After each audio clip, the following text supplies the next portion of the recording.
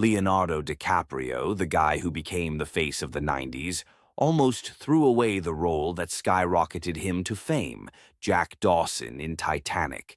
One wrong move and we might have never seen him sketch Rose or yell, "I'm the king of the world," nicknamed it That Boat Movie, while joking with friends. Leo's whole vibe was anti-commercial. He wanted Oscars, not teen heartthrob status. He thought Titanic would dilute his cred, so he kept dodging Cameron's team, ignoring calls for weeks. Here's the shocker. He wasn't just unsure. He was dead set against it, telling his agent it felt like a sellout move, but James Cameron wasn't ready to give up. The director had a gut feeling Leo was in to change his mind. So Leonardo DiCaprio just ghosted Titanic, calling it That Boat Movie, and dodging James Cameron's calls like it's 1996, and he's got better things to do. Most directors would have moved on. There were plenty of hot young actors like Matthew McConaughey or Christian Slater in the running. But Cameron? Nah, this guy was obsessed with Leo. Let's unpack 21-year-old indie kid who didn't even want the gig. First off, Cameron saw something in Leo that nobody else did. Back in 1996, Leo wasn't a household name. Sure, he had a cult following from What's Eating Gilbert Grape, where he scored an Oscar nod at 19, but to studios he was just a risky bet for a blockbuster. Cameron, though, watched Leo's raw, emotional scenes in the Basketball Diaries and said, "That's my Jack Dawson." He told his team Leo had this rare mix of charm, vulnerability, and edge, perfect for a scrappy artist who'd win Rose's heart and carry a through. Just want Leo. He needed him. He called Leo's casting the linchpin of Titanic, saying the whole movie would sink without him. Now, this wasn't just a gut feeling. Cameron was coming off a string of hits, but Titanic was the most expensive movie ever made at the time. $200 million, more than some countries' budgets. The studio, 20th Century Fox, was sweating bullets, and they wanted a proven star, not some unpredictable indie guy. Cameron fought tooth and nail, telling execs, "Leo's the only one who can make Jack real." He even sketched out storyboards with Leo's face in mind, showing how his charisma would sell the love story. Fun fact, Cameron kept a photo of Leo taped to his office wall during pre-production, like a vision board for his dream cast. Talk about dedication, but it wasn't all smooth sailing. Leo's rejection hit Cameron hard. Sources say he was pacing his office, muttering, "This kid doesn't get it." Cameron could have easily gone with a safer pick. Rumor has it Brad Pitt was on the short list, but he doubled down. He started calling Leo's agent nonstop, leaving voicemails like, "Tell Leo this isn't just a movie, it's a legacy." And here's a shocker. Cameron even considered flying to Leo's house in LA to pitch him in person. But his team talked him out of it, saying it'd look desperate. Desperate or not, Cameron's vision was clear. Leo, or about to go so wrong, it could have tanked everything. All right, so Leonardo DiCaprio's been dodging Titanic like it's a bad Tinder match, and James Cameron's basically turned into a Leo fanboy, obsessed with making him Jack Dawson. After weeks of rejected calls, Cameron finally convinces Leo for a face-to-face meeting in 1996.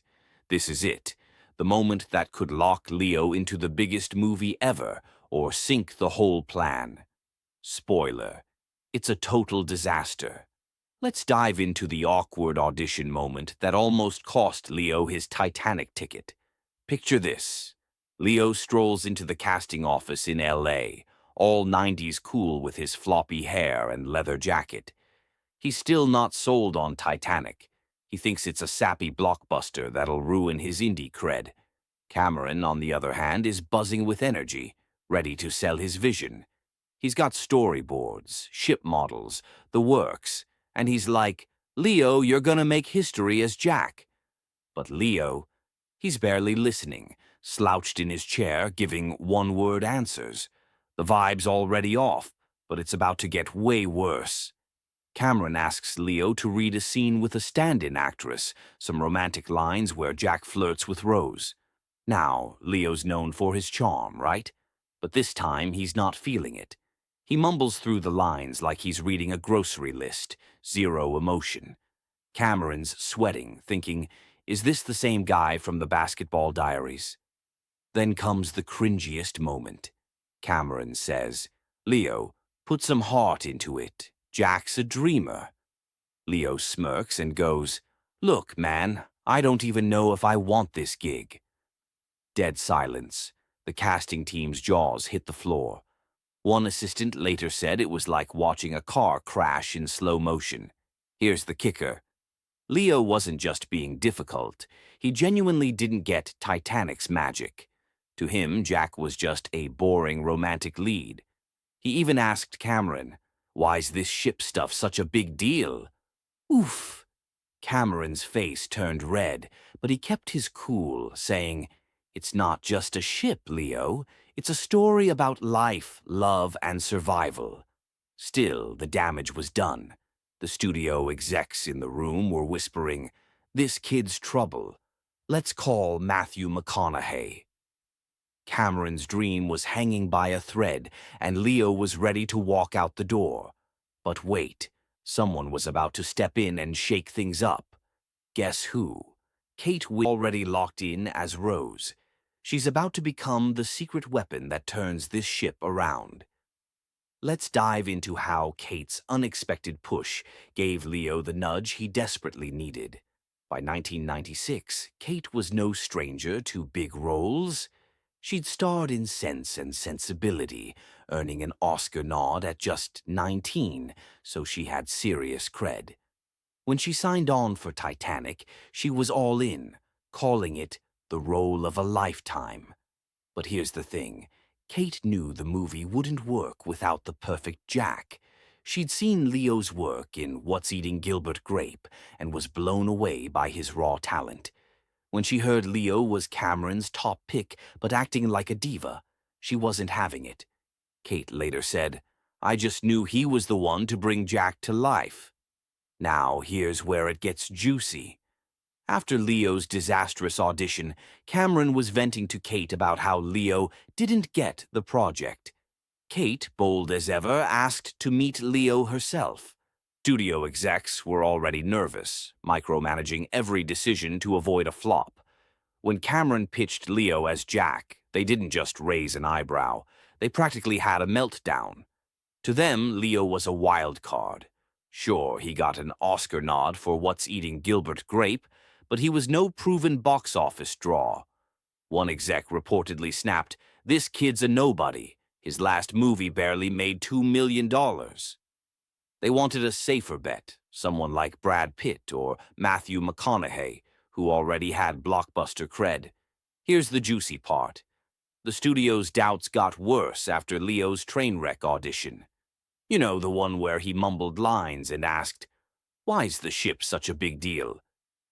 Word spread fast and execs started holding secret meetings, no Cameron invited. They dug it right, but wait, it gets crazier. The studio wasn't just skeptical, they were ready to overrule Cameron.